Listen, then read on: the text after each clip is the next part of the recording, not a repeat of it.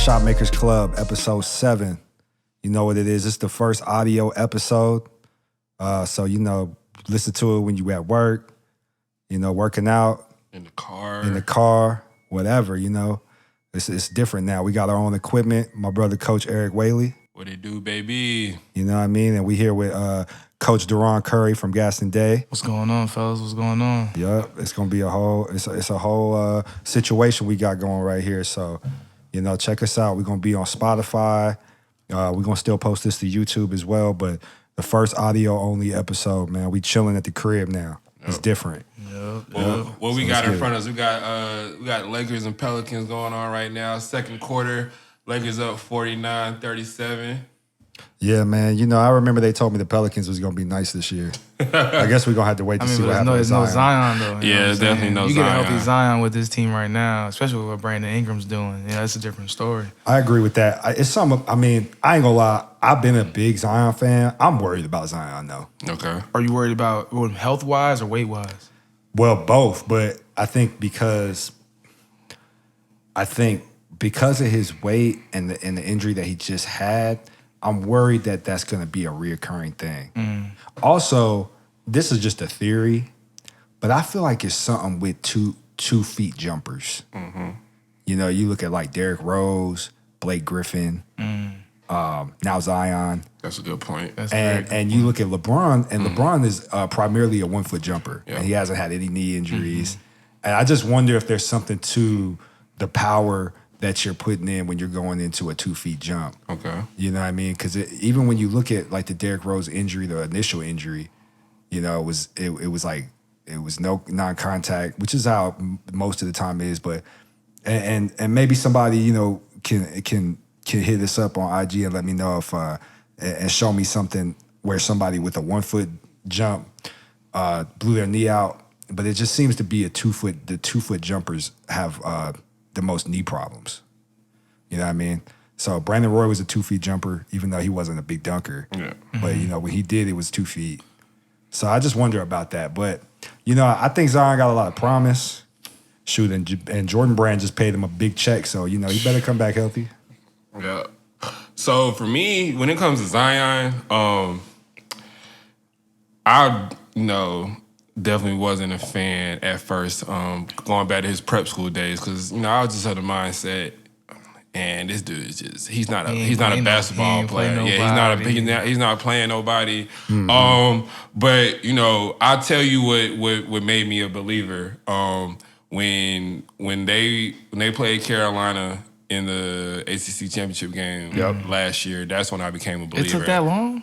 Yeah, man. Look, man, I was a believer, man. Yeah, you're a Duke fan. Well, he's a Duke fan. Yeah. But this was before, before he even committed to Duke, because I thought he was going to Clemson the entire time. Yeah. He played us. I think it was 2 years ago, the Christmas tournament, man. Mm-hmm. We were one of the best teams in the state. This man goes for 45, man. 45 and 15. Yeah. Oh, you saw this in person? Yeah, against Gaston Day. Yeah. Wow, you was coaching. I did. This was funny. I was the middle school coach at that time, but I went up to go see the game. And, just sitting there watching it, man, and then just watching them play AAU. It's one thing, man, when these kids are in school, of course you're not going to play everybody. You know what I'm saying? You're not going to play a lot of kids. When you get to AAU, at that talent level, you play the best of the best. Yeah. That's where, to me, when everybody was like, oh, he don't play nobody, Erik, with us being AAU coaches and stuff, we see that, you know what I'm saying? Those teams with those overly talented players, where it's not only one or two players, it's 6, 7, 8 of them, you know what I'm saying? So, and he dominated at the Adidas Gauntlet and put on a show. So, I was a believer when I seen him not only play against us, but, just seeing him play against that elite competition at the Adidas Gauntlet and over the summer. It's just man, if you can do that on a consistent basis, there's a reason why you're the number one player in the country. Yep. And see, for me, as just a casual fan, obviously I wasn't, coaching or anything like that, so I didn't get to see him on the circuit.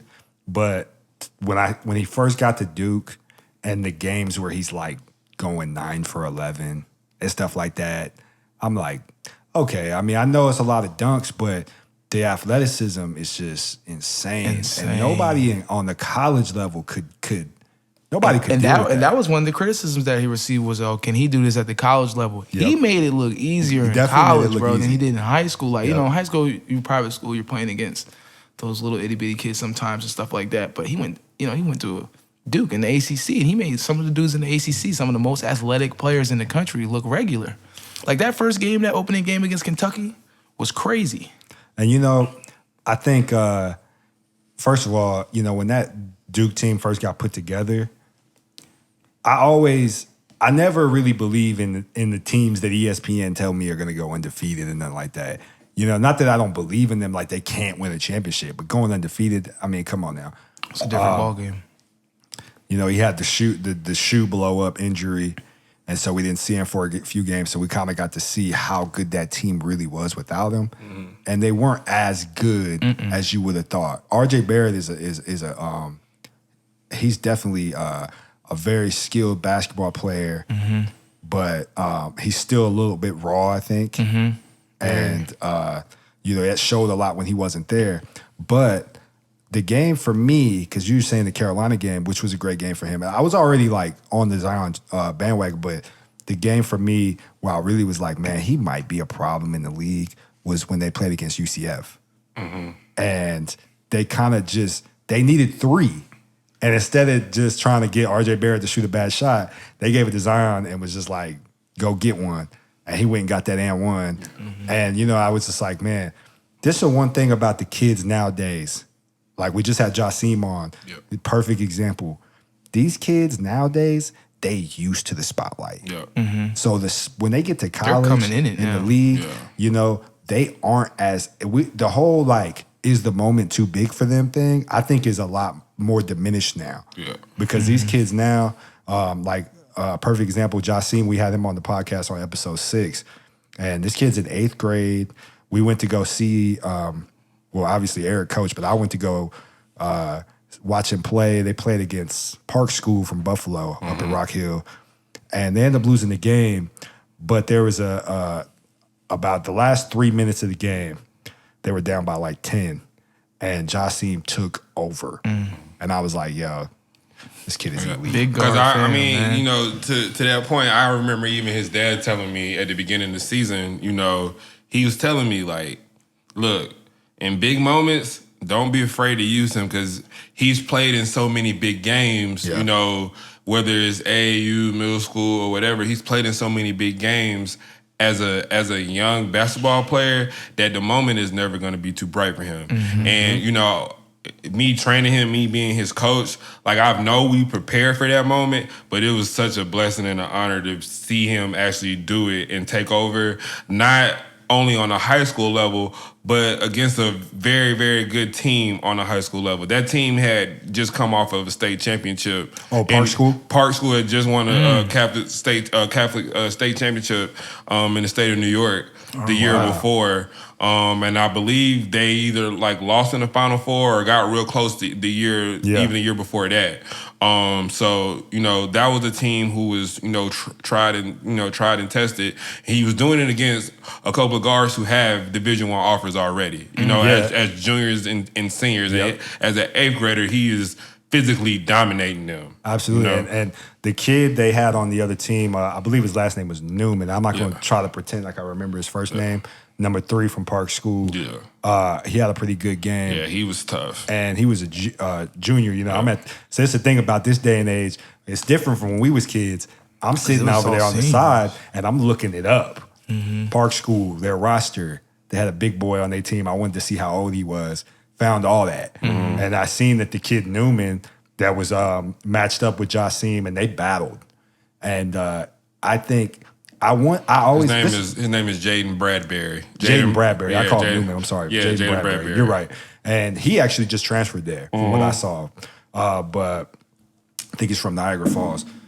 Solid. But the thing that I took away from just watching the game and seeing him in job battle, I was just wondering, like after the game, he walked by us and Joel said, good game to him. And I was sitting there wondering, like, I wonder if he knows that Ja's in 8th grade. I don't think anybody there knew that he was in 8th grade except for the tournament director. Because it's something, even like, when we're at Westminster, when we do the starting lineups, we purposely don't say anything. Right. You know, the only time, you know, it really comes up is when we laugh and joke with him. But you know, those jokes are slowly starting to go away. Yeah.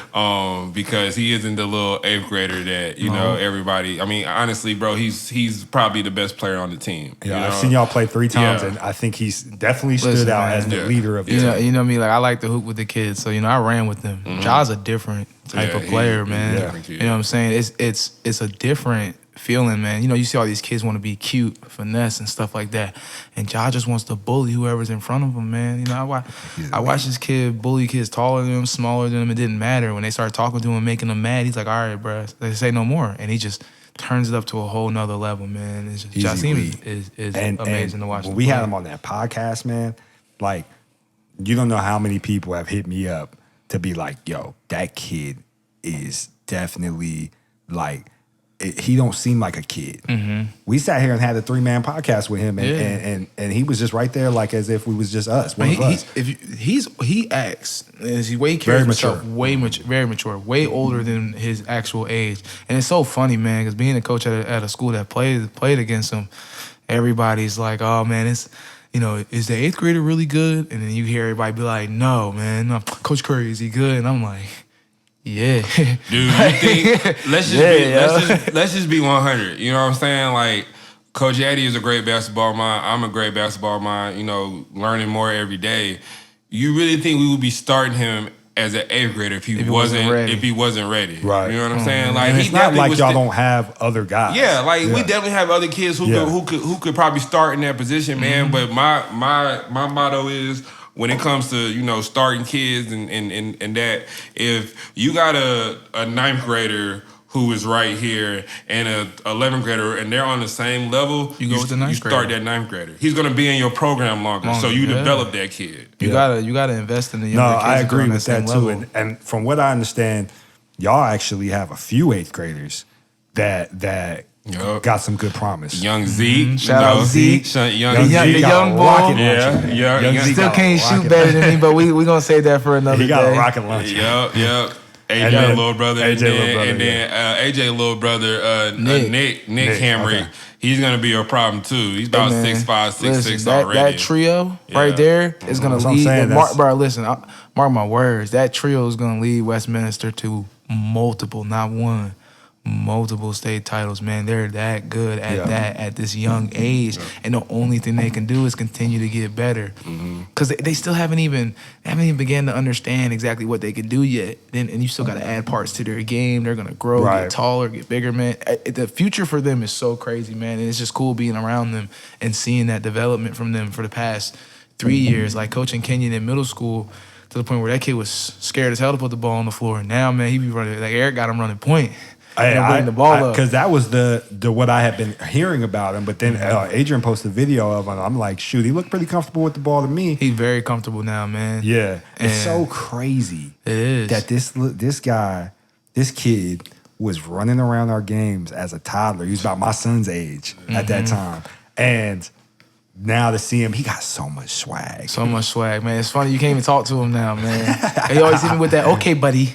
I be like, "Yo, cut that out." Yeah. But it's dope, man. Just watching his development and being as close to it as we've been. Like, you know, I coached him in middle school, and I kind of like, you know, as a coach, you got to give kids that what's the word I'm looking for? It's like, you know, kind of like that system to play in, where like you gotta teach them what they can and can't do. Yeah. And I was hard on him, man, because I wanted him to know, like, yo, like, I'm doing this for you as a player to get better. Like, I'm not gonna allow you to do everything you want to do until you get there. Then, man, he took basketball very serious, man, because most people don't know he was a baseball player, bro. Yeah. And he's a really good baseball player. He told me I'm either going to Washington or Gonzaga for baseball, and I'm like, man, wherever you go for baseball, let me know, I'm there. And then next thing you know, he picks up a basketball, and it's just like, yeah, man, this is what I want to do. And then watching him from last year with me and watching him play with Erik, man, just his growth within that year, it's just crazy to me. And it's like, it's so dope. Yeah, it's dope, man.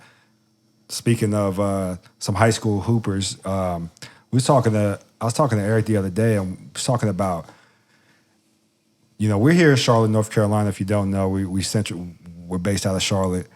Charlotte's got some, definitely a hoop state. North Carolina, shout out the CAC.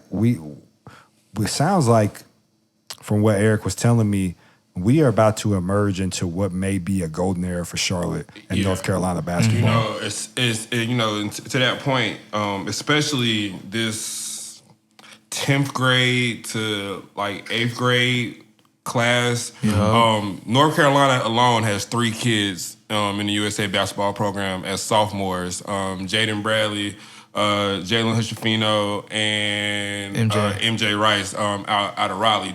Charlotte has 2 of those kids. Raleigh has the other kid.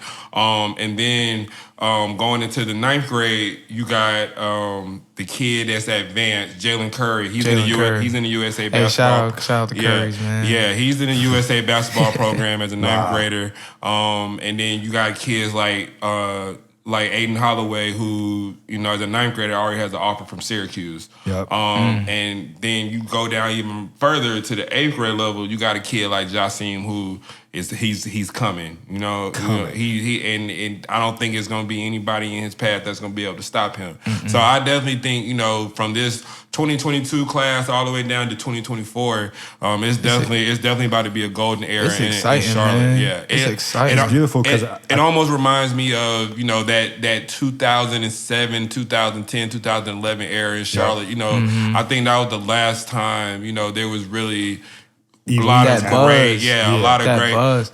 Bro, people don't understand, man. Like, there were so many good teams in Charlotte.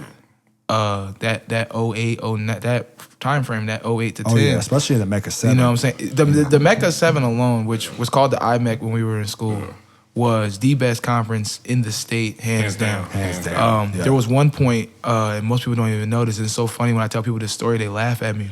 There was one point where 5 teams from our conference were ranked in the Sweet 16 poll, 3 of them within the top 5. And it was Hopewell, West Charlotte, North Mech, Vance, and Central Cabarrus. And most people don't know Central Cabarrus was tough, bro. Oh my goodness. And we're not talking about Ish Smith Central Cabarrus. This is post. After. They had, and one of the dudes played for Coach Addie, man. His name was Pee Wee. I remember his nickname. And then they had the big man. His name was Ricardio. And he wore number 4. Yeah, stupid bounce, bro. And they were tough, man. But to have 5 teams out of the same conference in the Sweet 16 poll at that time, how big the Sweet 16 was, bro, that's unheard of. Yeah, and even some of the teams outside of that top 5, you look at Myers Park always was solid.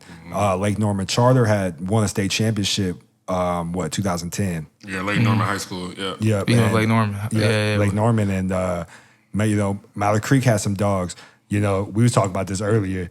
Mallard Creek low key got dismantled by Demond Brooks coming to Hopewell at the time. Yeah, I say this all the time. I mean, man. literally, there was from after our first year, my junior and senior year, somebody in our starting 5 either left or transferred every year after my sophomore year, man.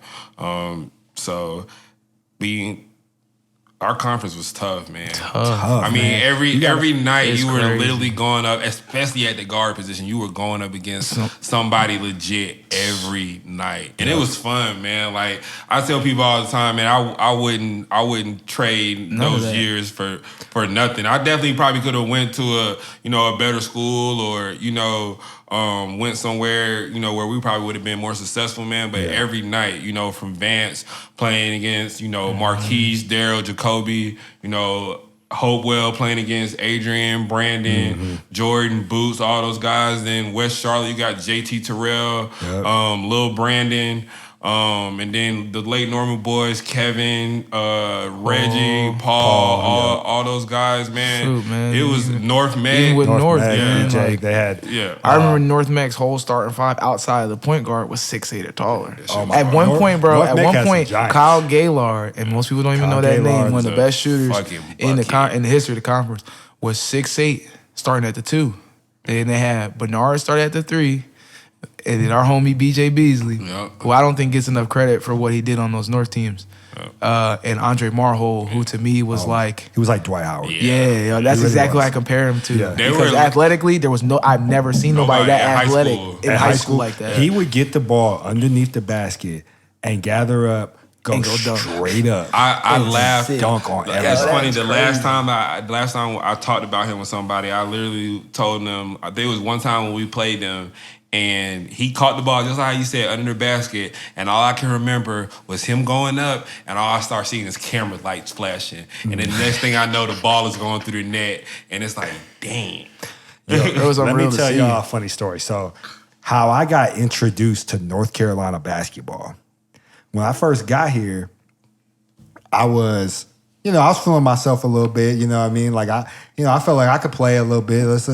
So we go down to I go to workouts, the first workouts that was open to the public, because the way Hopewell was set up, you know what I mean, they had been working out. The team had been working out. But the first workout that was set up for all the kids, I was in 9th grade.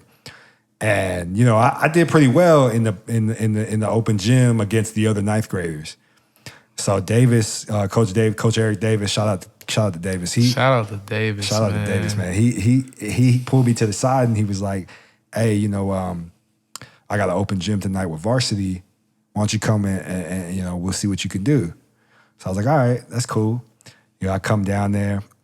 Mind you, I might have been in school now like 3 days. Mm-hmm. I met Jordan Downing a couple of days before. I had no idea he was a freshman. I thought he was a senior. You know what I mean? Because Jordan had a full beard. So Jordan had facial hair in the 8th grade, bro. It was so funny at cool. And Jordan, at that time, Jordan was hood. He was low-key hood. He had the stunner shades on. When I seen him hanging out with Joel. Yeah, exactly. Shout out Joel too. Well, so we talked, and he was like, "Yeah, why don't you come to varsity workouts? I want to see how you match up with these guys." I was like, "All right, cool." So we go. I go, and Adrian was there as well, and it was 5-on-5, and I was the 11th man. So they were like, you'll sub in. Mm-hmm. So I'm watching them. At the time, you had Brendan Reber, who was 6'9". Jolly up, 6'9". I mean, Brendan Reber was white LeBron, low-key at the time. Mm-hmm. And he was 6'9". Zach Garce, who 6'9". Chaz wasn't even there because Chaz was still playing football at the time. Oh, wow. So I didn't even get to see Chaz. At that time, I didn't see Chaz. Corey Whitehurst wasn't there, but it was Adrian was there. Brandon Curry was there. And Brandon Curry is Daron's brother. This was Brandon Curry still had a little gut on him. Mm-hmm. Yeah, he was chubby, man.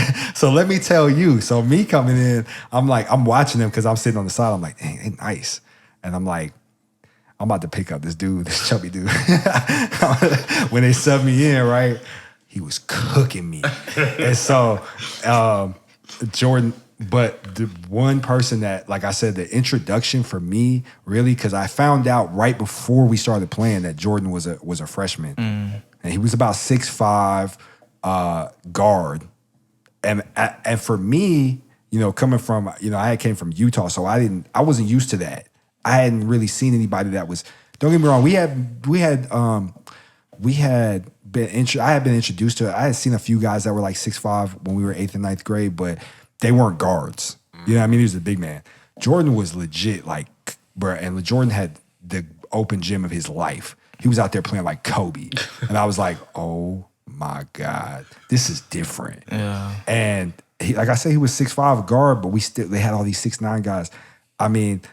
Well, to your point, North Meck had a tall team, but our freshman year... That was tall. Bro, Chaz played the 4. People don't understand that Zach Garce played the 3. And I was in 8th like grade, I said, bro. I didn't get introduced to Chaz or Corey Whitehurst until we actually did tryouts. Mm-hmm. And to see... the average height, Adrian was one of the point guards, and he was about 6'2" at the time. He was in 9th grade as well.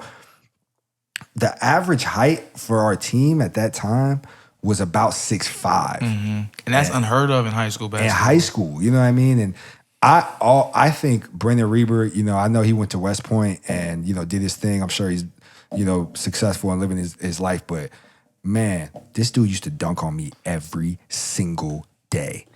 I couldn't do nothing about it, Erik, because I was the big man on JV. I was about 6'2". You know what I mean? And Davis ain't playing. And so he used to be like, all right, JV versus varsity was basically, man.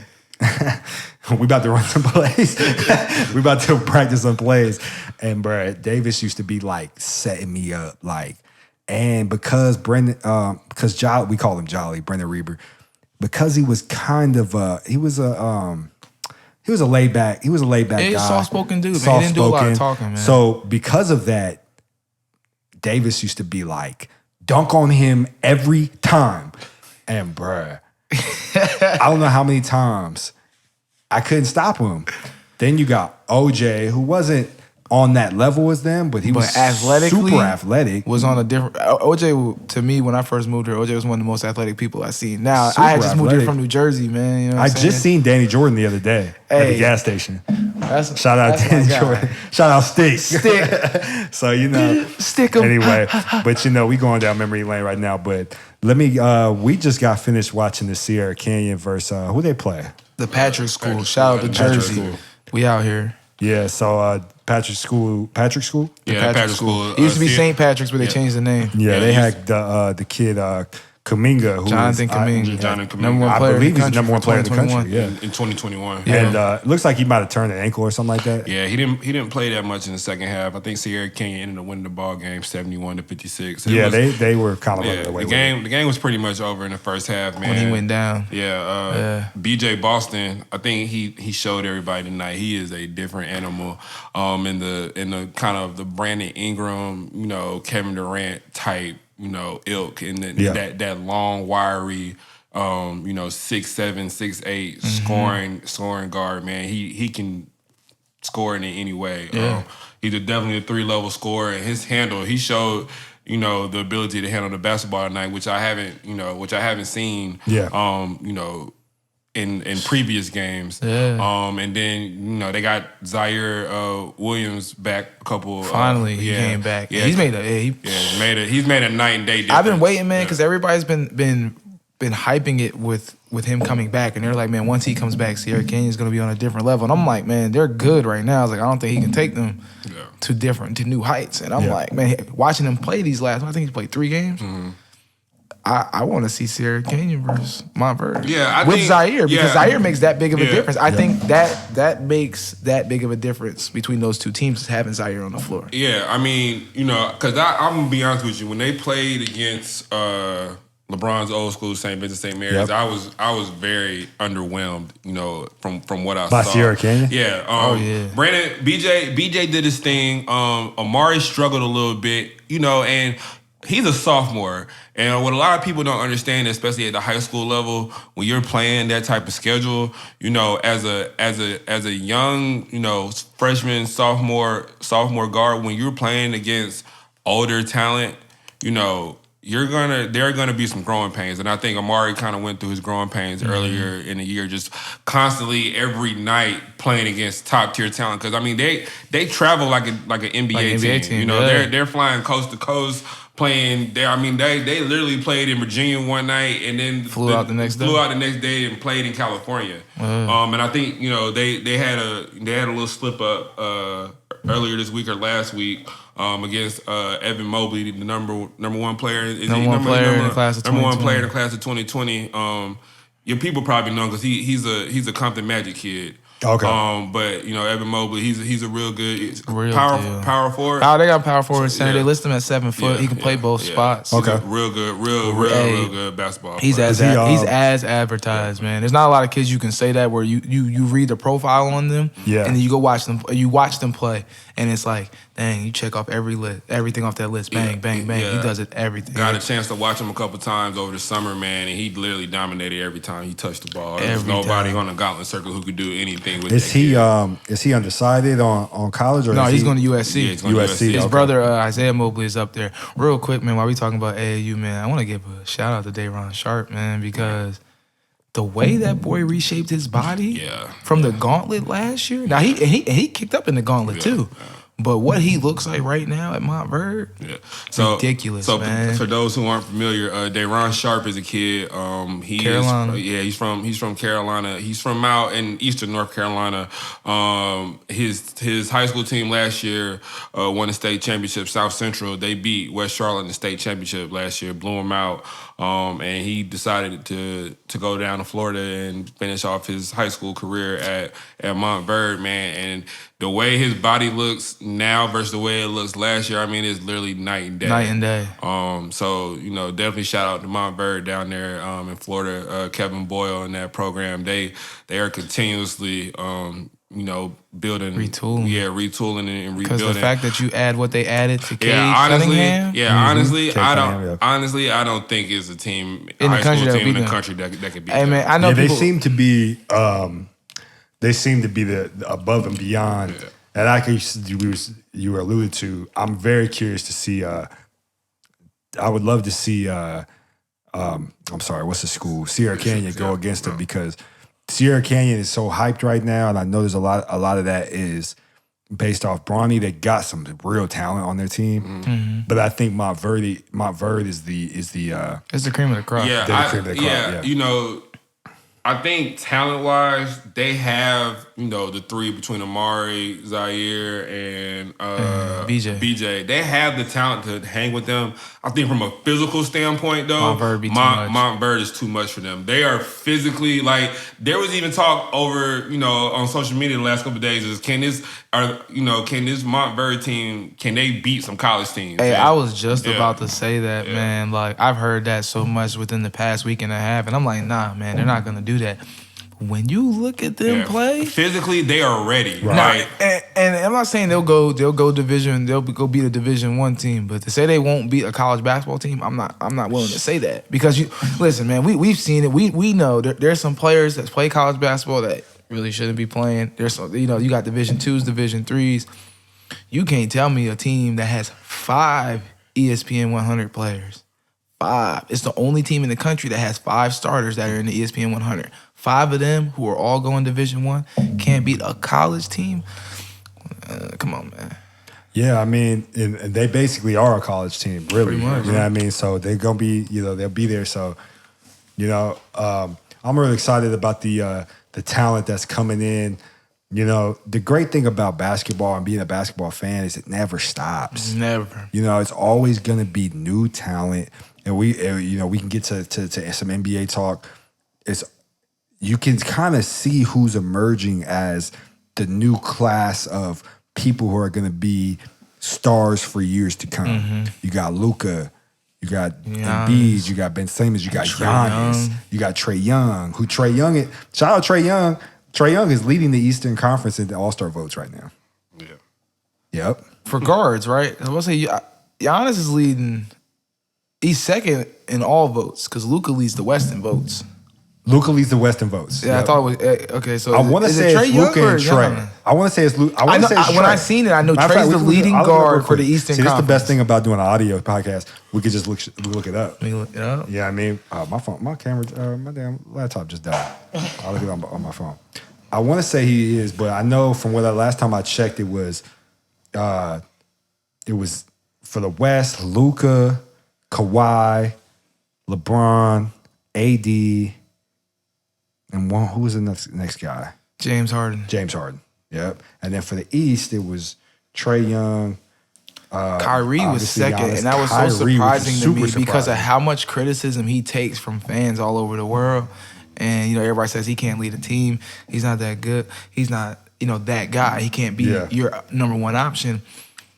Why does this man get so many votes? Oh, you're right. It's guards. He leads the guards. Yeah, and Giannis leads the East.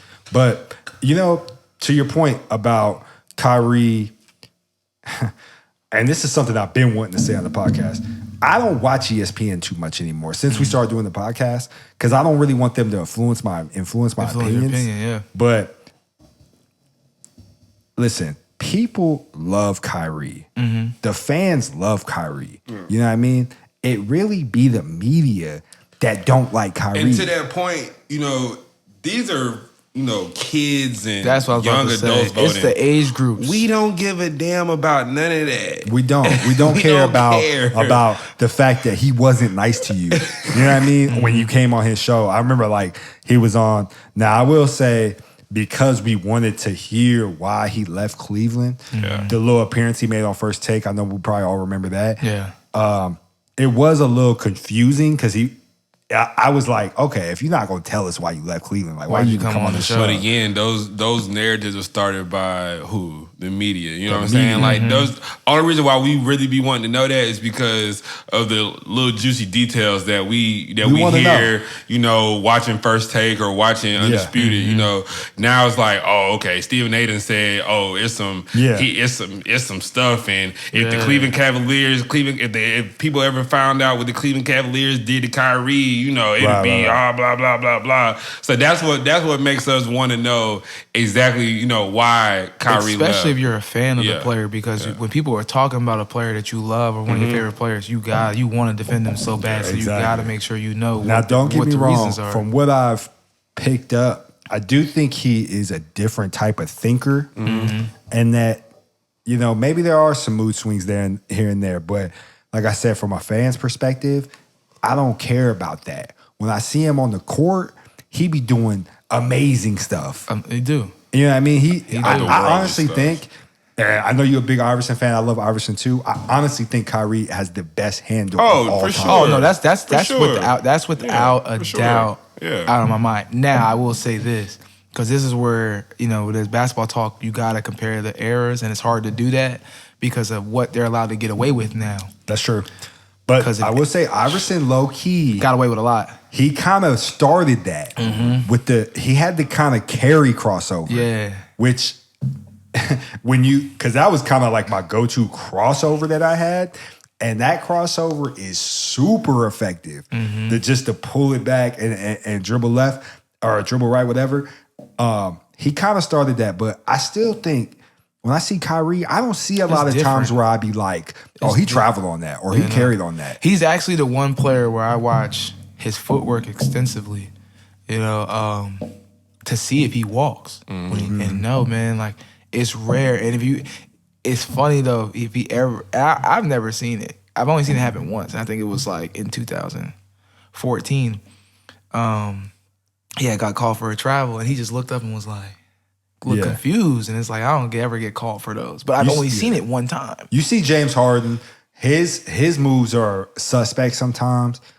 They're so effective though. But Kyrie, I never really see, like when he go into like a sham god, it be so effortless. It don't even be a situation because you think when somebody pull out a sham god, they thought about it. Kyrie don't even be thinking about it. He just do it. All his moves are reaction. It's all reaction, and it's so effortless. I think the consensus is now Kyrie has the best handle of all time. I think that debate was over 2-3 years ago. And I think, you know, if you want to just compare the players, the two between AI and Kyrie, I think Kyrie, you can definitely tell it's an Iverson influence to his game.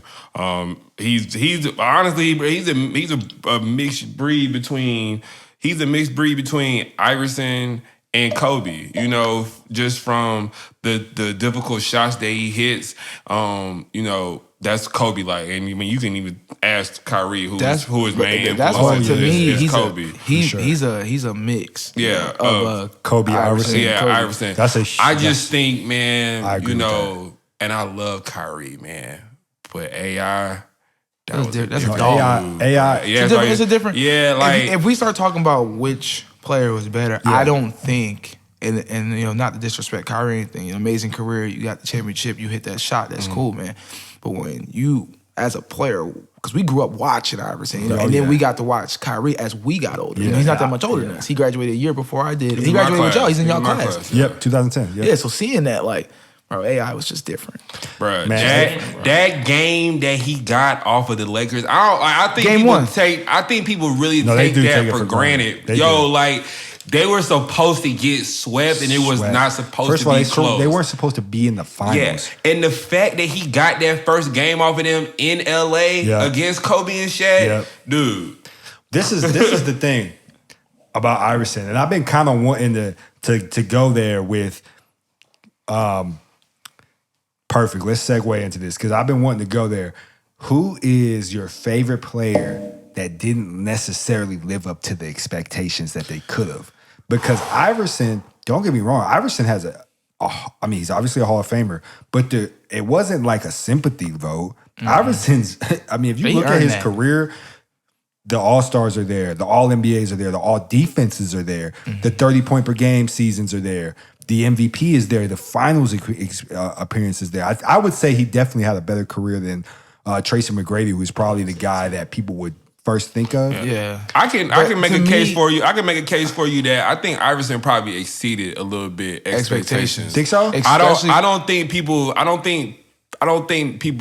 think Philadelphia drafted him with the intentions that he was going to be to a championship. This little number 6 one pick. foot. Yeah, I get that. And an amazing draft. But I He was the think, number one pick. and that was a crazy draft. I think Philadelphia's thought at the time was this could be a building block to us becoming a championship team. I don't think nobody expected 6 foot Allen Iverson, especially going through what he was going through at that time. There was a lot of people who didn't even think he was going to be able to play in the NBA at all. Yeah. Well, it's crazy because I think, with nowadays with the social media era,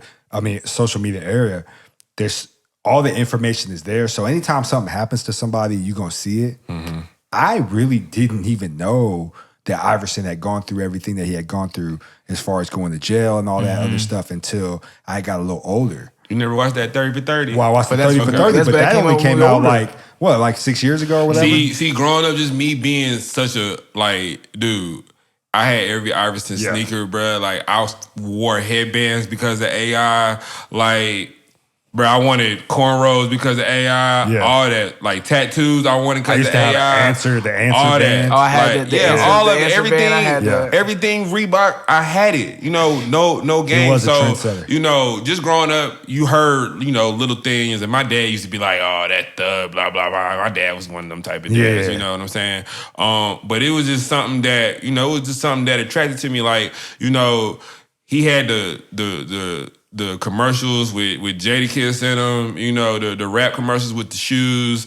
And he really made a kid who was similar in height, not saying I was 6 foot or whatever, but just a small guard. He really made me and all of other small guards feel like, bro, we could really get to this level. You know what I'm saying? To me, and people always criticize me for this, to me, when they talk about the most influential players of the game, I think Allen Iverson was the most influential. Hands down. Because of what he did for smaller guards. This is the thing. Iverson, and this may be, just my opinion, I would say around 2000 was, when did he get an MVP? Was it 2000? Let me look that up real quick. I want to say around 2000 because it's the thing. Kobe kind of took over as the guy, but beforehand it was kind of Shaq and Iverson. Even though Kobe, wasn't like, we knew he was amazing, but Iverson was kind of running the culture of the league, and Shaq was the one who was running as far as getting the championships. And he was the one winning Finals MVP every time. You were either like a big Shaq fan or you're a big Iverson fan. I think Iverson had the potential to be the Michael Jordan of that era. And because the Philadelphia 76ers really never were able to put a real championship contending team around him, I would say you can arguably say that Iverson's team that he took to the finals was worse than the LeBron team. Yeah, and I mean, to that point though, and just everything I know about, the Philadelphia situation and things like that, I think that team that they put around him was probably the best team that they could possibly put around him, because I don't think Iverson could be Iverson with another guy like that. Which is why it didn't work in Denver. Yeah. I don't think there was a point in Denver. Well, see, this is the thing with Denver, because Iverson wasn't a pass first guard. He really was never a point guard. And they were trying to turn him into a point guard to feed the ball to Melo. Which wasn't those two guys don't match. No. But I think if you'd have put Iverson with, say, Tim Duncan, it would have been a good match. Yeah, it would have been a good match. Y'all just hurt my feelings. Why? Because this is a quick side story. So Christmas one year, whatever that year was that they traded Allen Iverson to the Nuggets, my mom bought me tickets for Christmas to go see the Bobcats play the Sixers. And literally 2 weeks before the game, they trade him to the Nuggets. Oh, I know. Wow. My heart was so hurt. Wow. Never got to see Man. Iverson play in person, Wow. man. So check this out. I actually did get to see Iverson play with the Nuggets. Mm-hmm. At the time, like you said, Daron, they were. I didn't really think it was a great match, but and it never really worked. But there was a point in time, I think that season when he first got there, where it was 1 and 2 as far as points per game leaders, Iverson and Melo. Iverson and Melo. There was one point in the season, And I did get to see them play. the first couple weeks, they both were averaging over 25 to start the first couple weeks of the season. And then slowly, man, because, AI is not a passer. Well, He's not a pass first guy. He's not a pass first guy. Yeah, let me rephrase that. He's not a pass first guy. So it started to kind of mess with them because then it became like how it is now. Like, oh, who's going to take that final shot? That's the first time I ever heard that question when it came to those two, because you got Carmelo Anthony, by my way, is my favorite player in the league. No Melo slander will be tolerated. And then you got AI, who was Denver the Melo was epitome different. of you pass the ball, go get a bucket. Yeah. And then you got the young up and comer, and it's like, well, who's going to take the shot? AI. Allen Iverson, the guy we just watched do all this in Philly, or the new upcoming scorer in Carmelo Anthony? And I think that friction caused them to not be as good as they should. Because as a vote, like they did a little panel and stuff. That's one of the most underachieving teams in the history of the NBA. Because everybody was expecting them to go to the finals. Then they had JR, They did Young have JR too. Kmart. Oh, because you know what? That team was low key ratchet. Nene, Marcus Camby. Yeah. They had oh man, I can't remember the dude. Chauncey wasn't there yet, was he? No, Chauncey came the year after. Okay. That, because I think that Melo trade happened what year?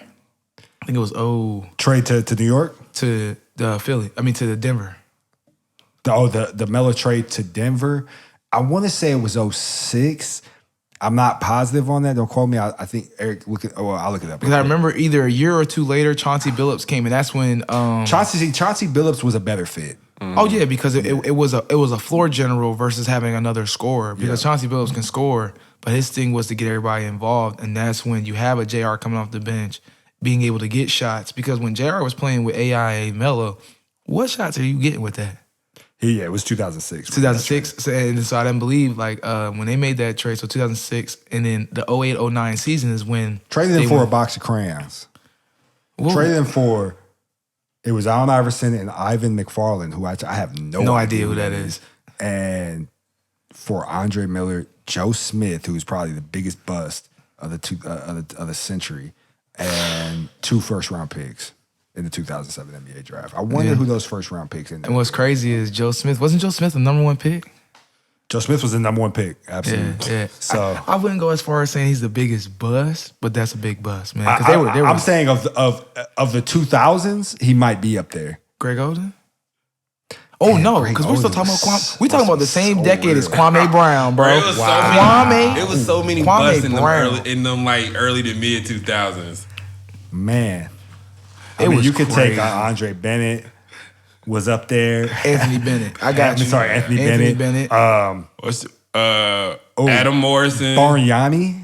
Andrea Bargnani. Yeah. Darko Milicic. He had Darko Milicic. This is my thing with that 03 draft. And everybody, because, and answer your question, Cel, because we definitely got off topic about it, was who had an underwhelming career. Yeah. A lot of people want to say Melo. And, I'm a Melo fan. And I'm realistic, though.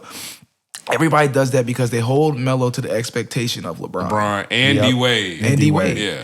And it's not fair to do that because if you give, and most people don't even notice, the original big three was supposed to be Melo, D-Wade, and LeBron. Chris Bosh wasn't included in that. Right. But Melo wouldn't take a 2-year deal. Yeah, he wanted that 5 years. He wanted that because at that money. time he needed the security. Yeah. He didn't. He puts all the blame on him. He says he messed that up because if he knew it was going to turn out what it is today, he'd have multiple rings and be making more money. Definitely. Yep, absolutely. Can't blame him for and that, you know though. what? It's crazy that those two guys ended up playing together, Melo and AI, because their careers have taken similar projections. When you look at Allen Iverson, the end of his career, which was so painful as a fan to watch, see him when he was in Detroit and in Memphis, and then Carmelo the last 2 years that he was playing with OKC and Houston.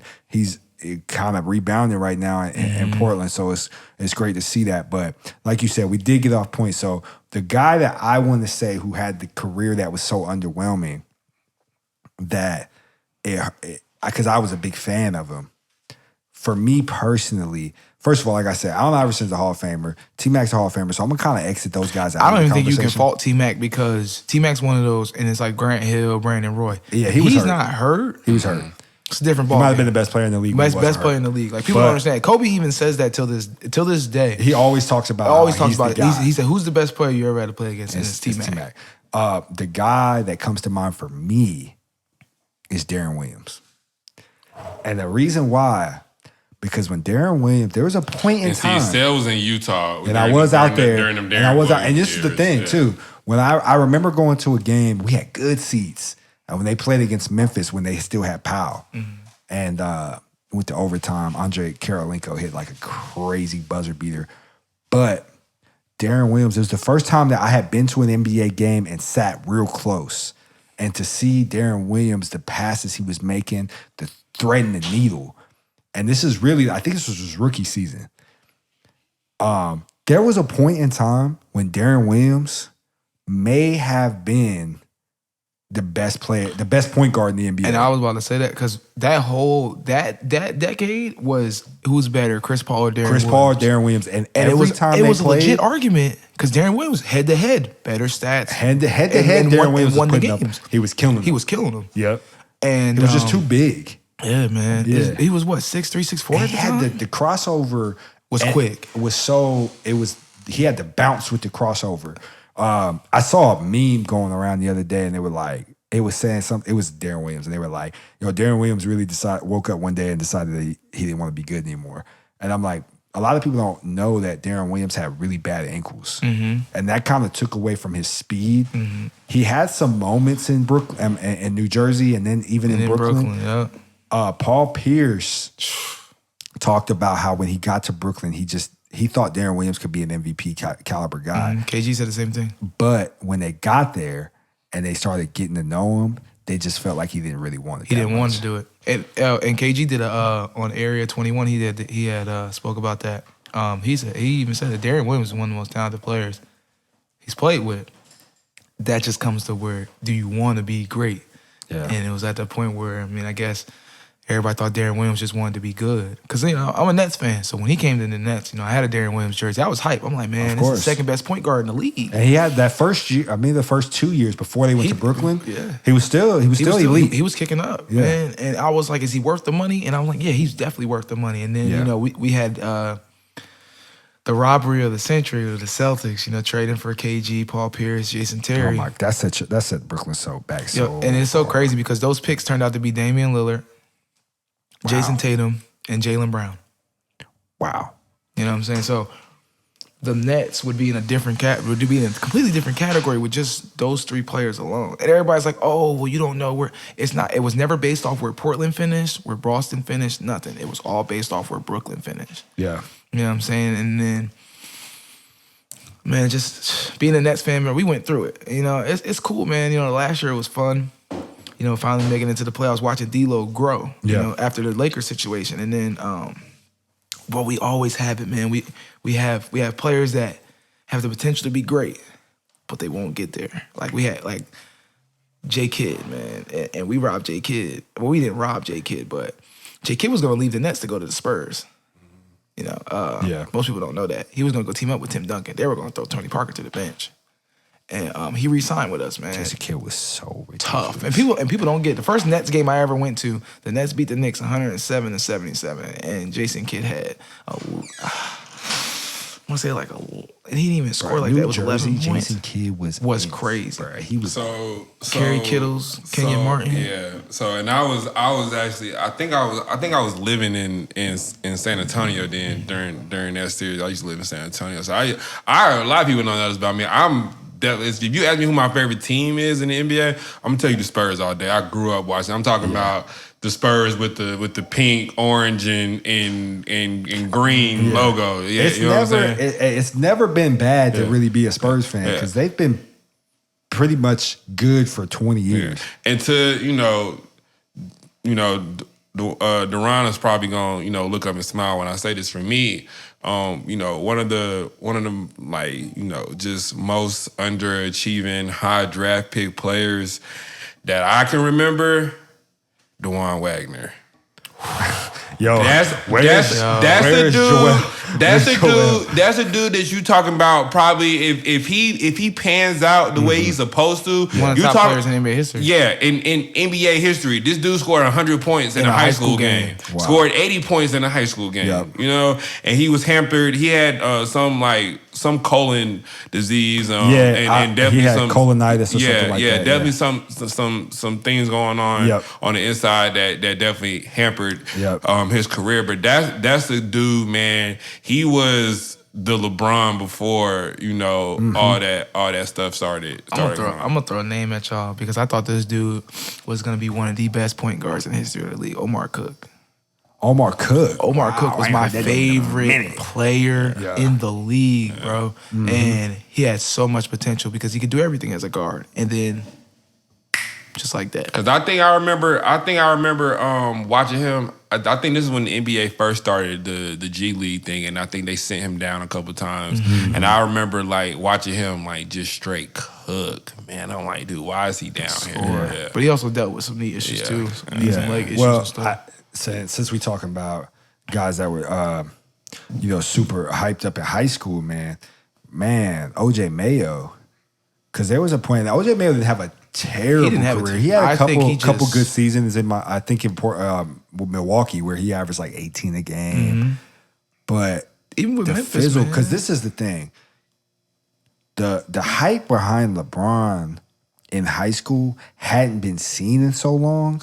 I mean, really, if you really want to, you could say Kobe, but to be honest, if you really want to say the hype behind LeBron, the last guy with that much hype in high school was probably like Kareem Abdul-Jabbar. But I'll be honest with you, and y'all probably think I'm crazy when I say this. I was not an OJ fan. Well, in high school. In high school, he just to me because he was at Oak Hill, right? OJ was at Oak Hill.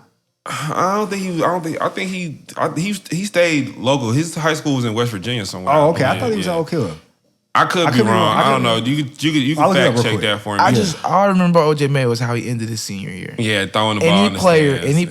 He threw a self oop from the 3-point line. I just don't know. He just didn't move me in high school. I was never on that OJ Mayo train. Like I knew he was good. Like obviously you could look at him and tell him like, dude, you're a legit pro player right now in high school. But to me, he just didn't have that. Like, bro, when you watch LeBron, when you watch Melo, like they just had that aura, that it factor about him. Yeah, and OJ it always to me seemed like it just always seemed to me that basketball wasn't necessarily the most important thing to him. Like it was almost like he knew he was good, and it was like basketball's about to take me somewhere. I'm about to have all this money, and I'm about to have all the girls, all the cars. OJ Mayo, that's what I really want to get. And it's a lot of people you can say that about OJ Mayo. Yeah, you're right. He didn't go to Oak Hill. Grew up in the wrong era. Yeah.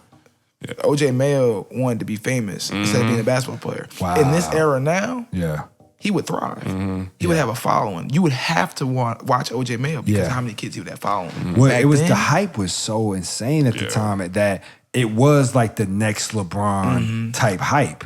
Wasn't he in the class with Eric Gordon, Derrick Rose, and them? This would have been. He might have been Order of the Year. Or 08? He was what? He was. He definitely wasn't number one pick. Derrick Rose was number one pick. You're right. He was 08. They were on the same. I don't think he was in the same high school class with Derrick and them though. Wasn't he? Didn't he leave after his freshman year? Yeah, he definitely did. But my next question is, was he in the same draft? I know he left. He was a one and done. But I remember that era of one and done. That squad, because I remember College Hoops 2K8. Derrick Rose with Memphis, OJ Mayo with USC, and Eric Gordon with Indiana. Yeah, 08. It was 08? Yeah. And I thought that 09 draft, what was that? That was 09 draft class, right? That would be that considered? Pretty good draft class. This was an 08 draft class. It's 08 draft, so it is the 08, because Blake Griffin was 09. Derrick Rose, Russell Westbrook, Kevin Love, Brooke Lopez, Robin Lopez, Roy Hibbert. Yeah. He was the third pick. OJ Mayo was the third pick. Michael Beasley was the second pick. Who's another guy? That's underachieving. Oh my goodness! Because Michael Beasley, and listen, I don't want to get Stephen A on y'all, but I really think Michael Beasley just wanted to kick it and smoke. You know what I mean? And, Definitely. And it's like he was a hood dude. when he was at Kansas, correct? Kansas State, and he was him and elite. Him and because I'll never forget. Me and Adrian, we were down at the Milk House in Orlando, Florida for AAU Nationals 14 and under. And during 14 under Nationals, Super Showcase 17 goes on at the same time. And I remember him, and there's another name for, basketball hoop heads, him and Bill Walker played on the same AAU team. They went to Kansas State. Bill Walker, wow. And they thrashed Boo Williams. And if you know the hoop circuit, Boo Williams ain't nothing to play with. Yeah. And they 30-pieced them in the national championship game. Yeah. And man, Wow. Bill Walker was Beasley, a problem. he I remember really Bill was Walker supposed to be when that guy. he had that stint with the Knicks. Yeah. Where he was going crazy. Oh, yeah. He was one that was sneaky athletic. Bro, because what- when you look what- at him, he had stupid balance. I think that was like 2K11. Whatever year Melo was cold on 2K. Like, he was probably the best player on 2K. Take your pick. From 2K11 to about 2K13, 14. and because I used to run Melo with was the the run same with player. the Knicks, and Him Bill Walker and, used to come off the bench knocking them threes down. When- He had the three-ball icon. It was from 2K10 because Yeah. they had Melo OD on the Nuggets. And when you traded him to the Knicks, because I remember that Knicks team they had, it was Iman Shumpert, JR, Raymond Felton, Melo, Amari, and if I'm not mistaken, Andre Bargnani was on that team. Yeah. But Just count how double Melo check, was in see, you know 2K, that. with how Melo was in 2K, Just count double check. he was the best player. Yeah, 2K Melo might be the best 2K player during that time. But you know who was the other underrated 2K player at that time? Rudy Gay. Oh my goodness. Rudy Gay and Andre Iguodala, because people don't understand, Rudy Gay could do everything. If Rudy Gay was able to stay healthy and actually reach his potential, that might be somebody to me who had an underwhelming career. Because Time out real quick. Just want everybody to know that Anthony Davis has 38 points right now. The game is still on. I think he's 12 for 16. Harden had a triple-double tonight. Of course, he had a triple double, 40, and this might be the 11, biggest, 11, the biggest win of the Lakers season With so the far. cornrows. Oh wait, time out. Anthony Davis got 38 points in the third quarter. Oh yeah, he about to, and they got 100 in the third with They're 3 probably minutes gonna left. sit him after this. Yeah, they probably gonna yeah, sit I'm him. They up 24. But underwhelming players, man. The list continues. The list continues, man, There's a because huge because of the list of guys. criteria you can go off of. There's Yeah. so many players. And it's not that I want to highlight busts, but guys who really could have been that. Yeah. And because when you think about a bust, then you think about guys who never really even got it together, like a Anthony Bennett. I don't even know if he's in the league anymore. He's not. And He's in know, the G League, I think. is he in the G League? He might be. No, That was first of all, Anthony Bennett was kind of a victim of a bad draft class anyway. I don't know if I'm sure there's a guy or two in that draft class that's pretty solid, but he became the number one pick out of UNLV on some this is kind of a slow draft class, and This is the thing. Because if I'm not mistaken, Victor Oladipo was in that draft class. Yeah, Oladipo. there was some And kids Giannis. in the later part of that. Giannis was in that draft class. Giannis was in that But draft see, class. Giannis, He wasn't I don't like fault that. anybody for not picking Giannis because Yeah. of how what he came in looking like. Nobody, I don't think nobody could expect what he's become right now. Yeah, nobody- 'Cause you of can't, course you can't, not. you can't Yeah. think he's gonna put on all that weight and then just be dominating everybody like that. You know what's crazy? Giannis, here's another guy who, and I know he's battled a ton of knee injuries and different injuries, but Giannis low-key took that team from Jabari Parker. He did. Jabari Parker is one of the most impressive college players I've ever seen. I mean, he had the full package. I mean, I was so much more sold on Jabari Parker than I was on Andrew Wiggins. I was too, and draft. that wasn't even just from being a Duke fan because Yeah. they played against each other that Yeah. year, and Jabari was just different, man. That draft might have that. It's crazy that you said that. Self. That draft had the most potential. Yeah, but that draft probably had the most bust. It You did. know what I'm saying? You got Anthony Bennett. Oh, you talking 2013? Yeah, Otto Porter. He's okay. He's not worth the contract. He's not worth the contract he's getting. Alex Lynn. You got Nerlens Noel. Alex Lynn was another that big class is very good with Ben McLemore. role players. Yeah. Caldwell Pope was in that class. Yeah. That's Trey one Burke. player right there. Yeah. Ben McLemore, who was And we getting talked about him on the last pre-draft podcast. comparisons to Ray Allen. Now, to talked about him on the last his podcast. credit, he has turned it around in Houston. He's playing pretty well. Yeah, he's playing. And you know what? He wasn't terrible in Sacramento. They just had a bad team. But we talked about on the last podcast, Ben McLemore should definitely have stayed another year. Yeah. he definitely wasn't should. ready. Well, you know. and people don't even understand. He reclassed early. But he here's the reclassed thing, up. though. So he could have stayed another year and been in his right grade. But here's the thing, though. To that point, He would've got that definitely extra think- experience. I definitely think for a lot of these kids, man, like it is super important to where these kids go. Yeah. I when these kids get drafted, I sit there and say, I'm like, he's not gonna make it because because he's not good enough. But it's the organization that is around them. And it sucks. And that sucks when that happens, when a guy who's promising, and you know what? A lot of these guys come into the league and it's going to take them a couple years. But when they get drafted to the wrong team, it can really derail their career. promise. And I think that's the thing that fans don't look at is that, you expect, oh, well, he's a bust. Like, my thing is, how is everybody labeling Lonzo a bust? It's only been 2 seasons. Yeah, You know what I'm and saying? That's like- Lonzo's had. Well, that to me, that's Based off not his by pops. him. That's self-inflicted by his pops. pops. You Yeah. know what I'm saying? And I hate the fact that he tries to reflect that blame on Lonzo. It's like, man, Lonzo showed up, did his thing. You know what I'm saying? You let this game talk for himself. If he goes number 2, if he doesn't, I don't think nobody would harp on it. But because of the fact that he made that statement, if Lonzo goes to the Lakers, they're going to the finals. Yeah, that was Unnecessary. That you was can't put, ridiculous. As a dad, all that stuff that was going on with LeVar, I hated every minute of it. and people were like, "Oh, he's a bad dad." No, man, there's a lot of No, I never kids who thought don't that. have a dad. Yeah, that's no, I never thought that's that. that involved in their life. At the same time, you can't put pressure on your son like that. No, that was too much. And this is the thing. And I'm one of the people who, I don't believe in all that overbearing parent stuff, really. Because it's like you said, a lot of people don't have a dad. You know what I mean? So I get that. I know how it is when you're looking for your dad in the crowd. But to your point, I think he took it overboard. And the thing was, ESPN and Fox Sports, they was eating it up. Giving him airtime. And that's what people were saying was, y'all ridicule this man. And they did it the wrong way. You try to ridicule him, bring him on and bombard him with questions, but it's like, why are y'all giving him this airtime? Like, why are y'all extending the resources to give this man a platform to voice his opinion when his opinion was asinine from the A lot of the beginning? dads had that same opinion, but you aren't putting a camera in there. Yeah, and my thing was, you got the utmost confidence in your child, man. That's a blessing. But you gotta be man. realistic I with love your to see child. it. Where I started to come on, LeVar, was when he started disrespecting The Lakers. other players. other players, yeah. Like he started bringing LeBron's name and started bringing in. If it wouldn't have been for this, or if it wouldn't have been for that, or my son's gonna be better than Steph Curry. Yeah. Dude, My my son ain't even dribbled the basketball yet in NBA. In the NBA, that was the comment that turned me off was if you swap out Lonzo and Steph Curry, the Warriors are better. Yeah, dude, are you What? Come on, ripping? man. Bro. We're talking about the Lonzo Curry's Ball an who all-time only shoots great. 26% Top from the 25 three. player of all time. Best shooter of all time. Best Not shooter. even It's not even a all question. time, not even a question. And people listen. There's a difference. It's there's set shooters,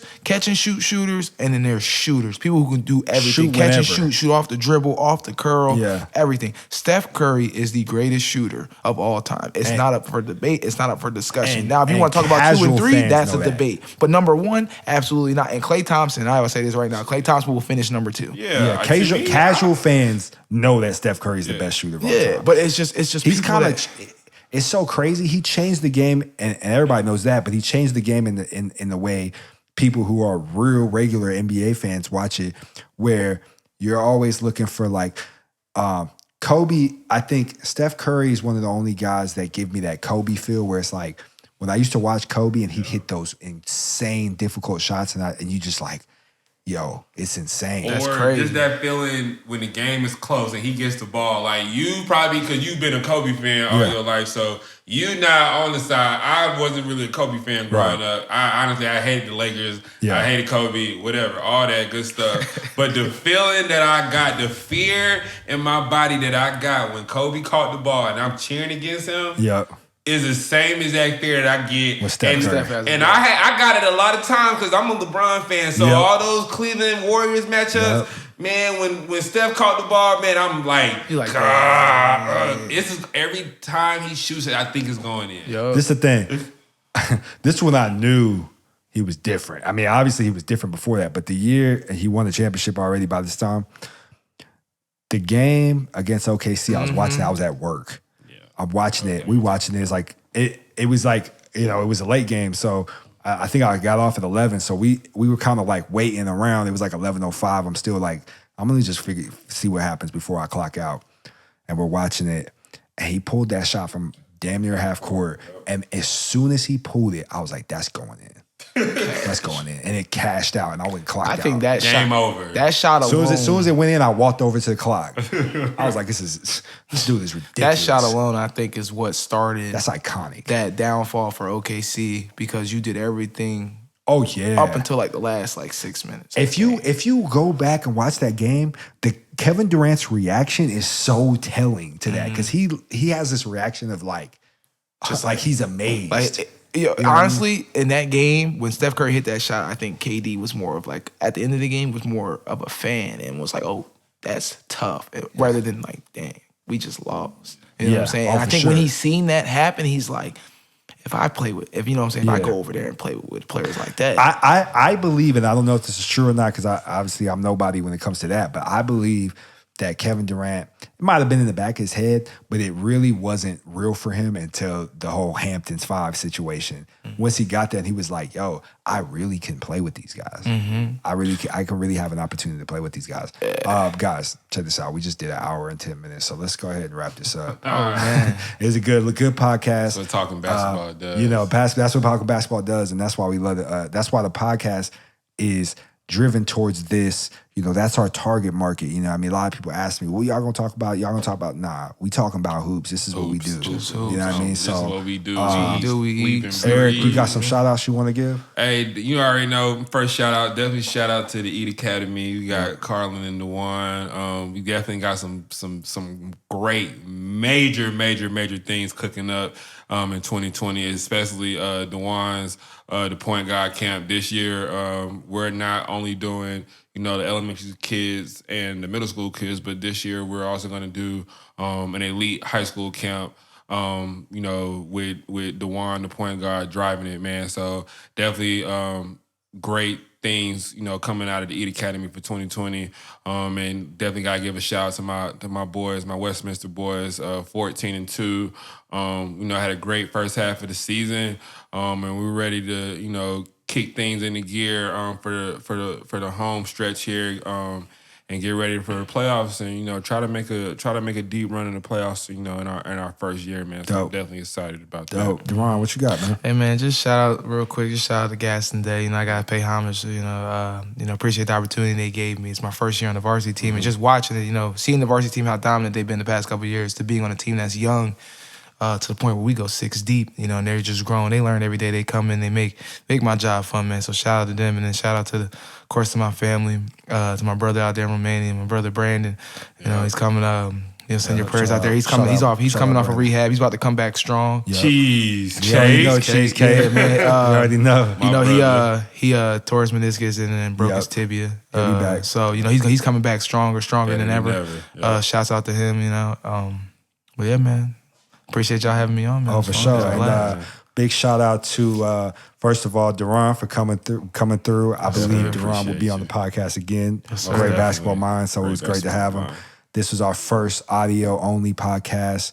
And we just did this from the comfort of our own home. It feel a little different when we at the crib, don't it, man? It feels natural. It's so natural. Like you said, we was just talking for an hour. We just talking. Ain't no notes. Ain't no notes. We just set it up and started talking. So, big shout out to a podcast about sneakers. Okay. My boy John, Zepp, and Josh. They doing that. It's real dope. So check that out. Also, I want to shout out my brother Adrian Addie, Hezzy Mello, Hezzy Angelo. he coming through with the visuals, and he's just really taking us to another level as far with the visuals. So we really appreciate that, man. And man, that's a show. We're gonna end it there, man. Y'all stay tuned. You know, we're gonna keep going, and episode 8 will be coming shortly. But enjoy this, and that'll be it. Appreciate it. Shotmakers out. Shotmakers out. Peace.